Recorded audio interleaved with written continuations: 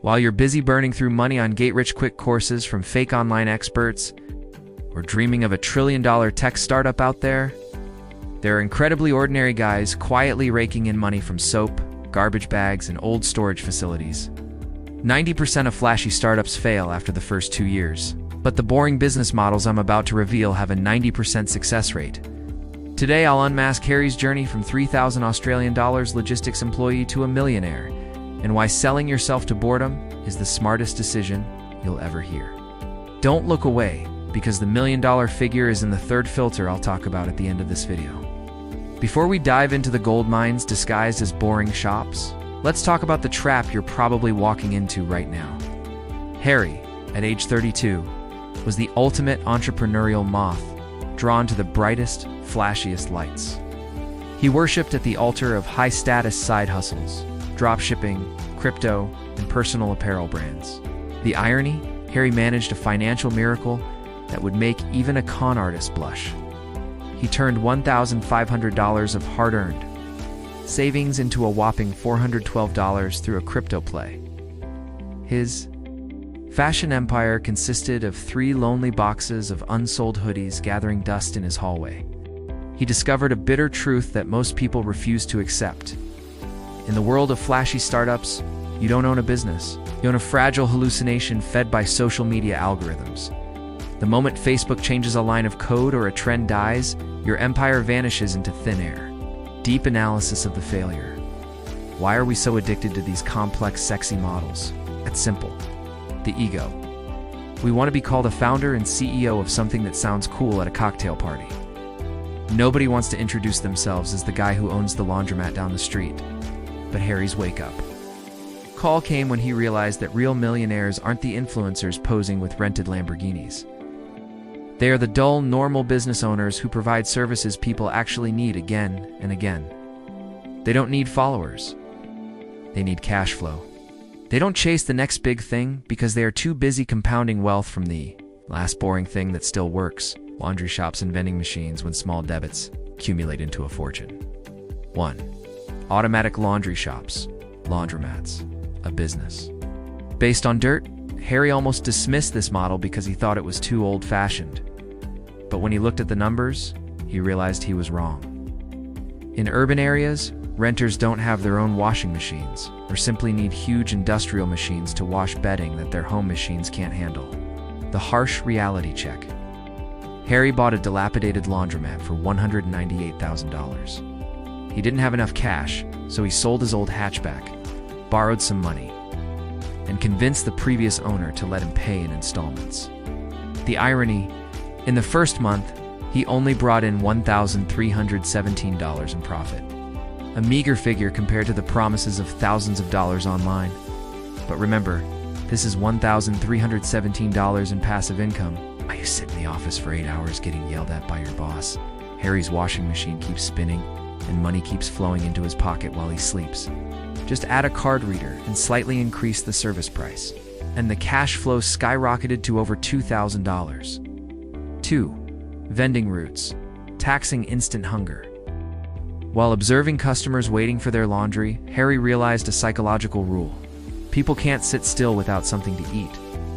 So he bought his first vending machine for $2,371. Deep analysis. The vending machine is a perfect employee.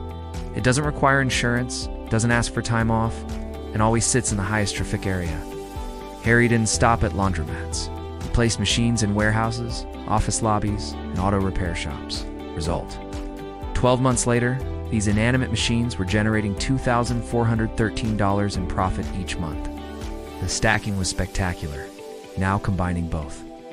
Harry has over $4,600 a month, officially surpassing his $3,419 logistics salary. Why did it work? Because it tapped into needs that can't be postponed.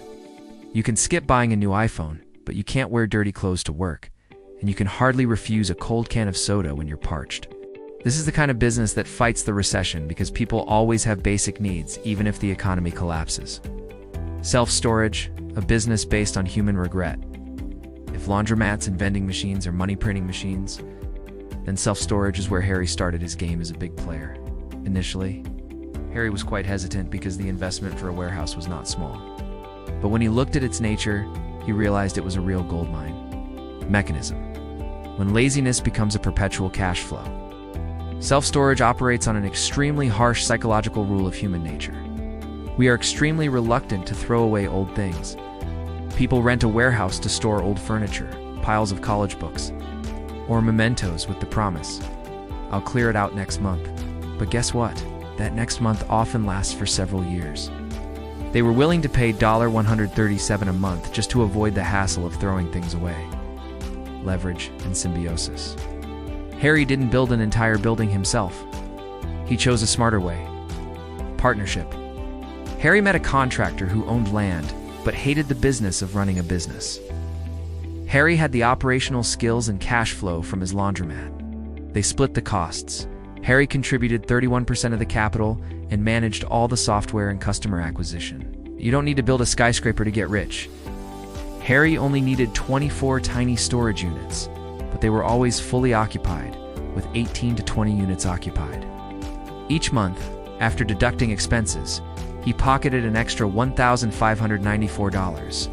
Summary of the boring figures. Now, let's look at the empire of the former logistics employee. Laundry tilde. $2,189.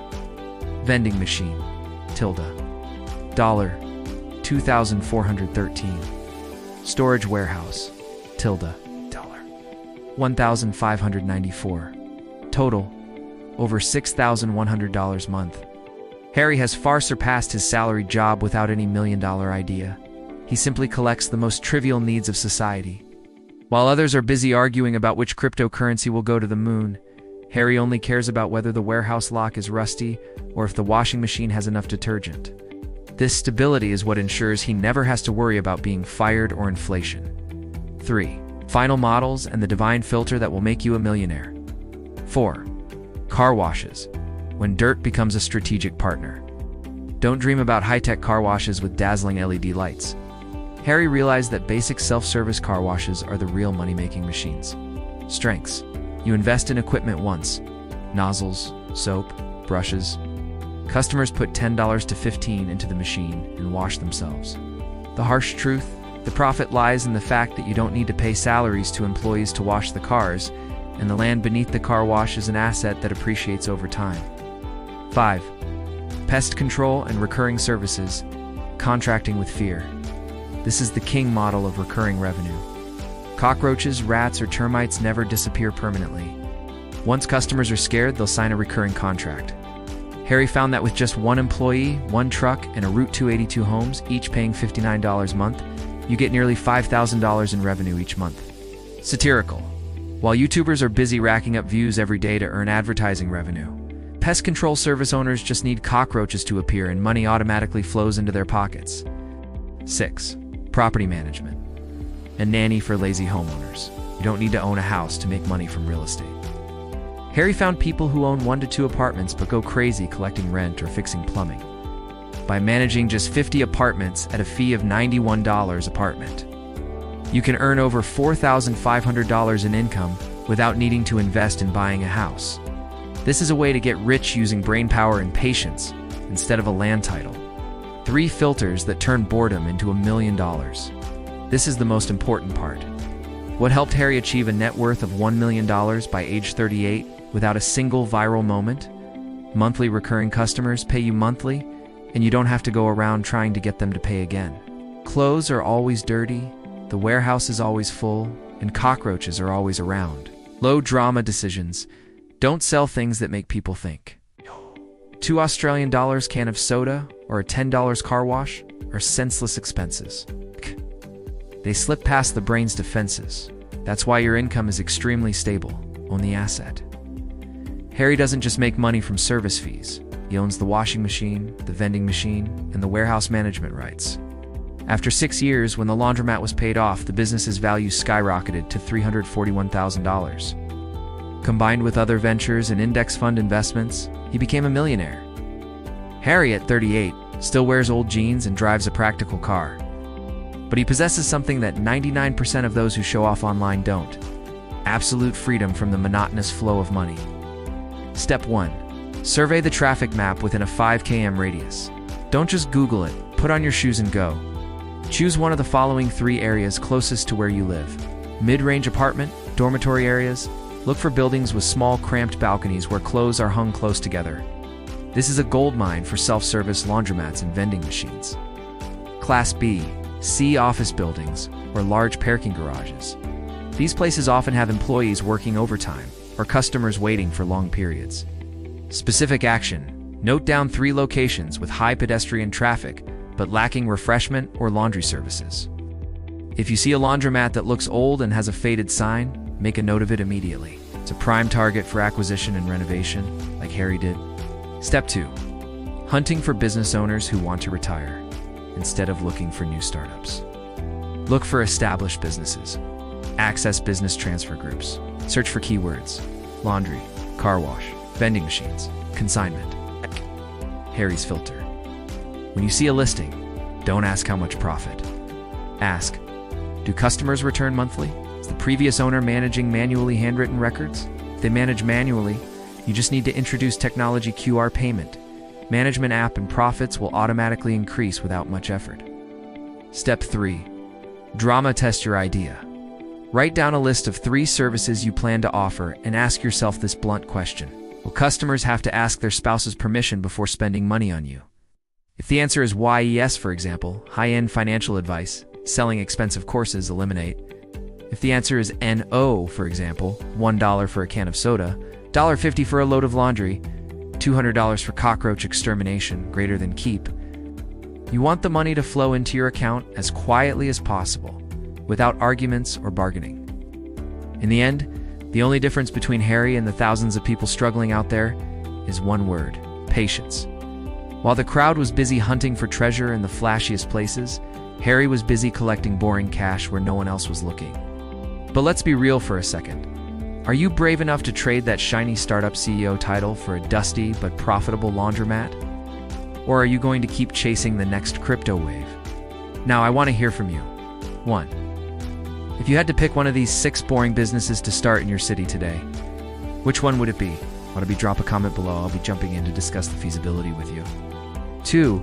If this boring wealth mindset makes more sense to you than the hype you see on your feed, hit that like button and subscribe to Bob Scriptley. 3. Turn on those notifications, because in my next video, I'm going to show you exactly how to negotiate with old school business owners to buy their empire for pennies on the dollar. I'm Bob Scriptley, where we turn boring financial scripts into real-world freedom. See you in the next one. It's better to be a millionaire laundromat owner than a startup CEO drowning in credit card debt just to show off. Which would you choose?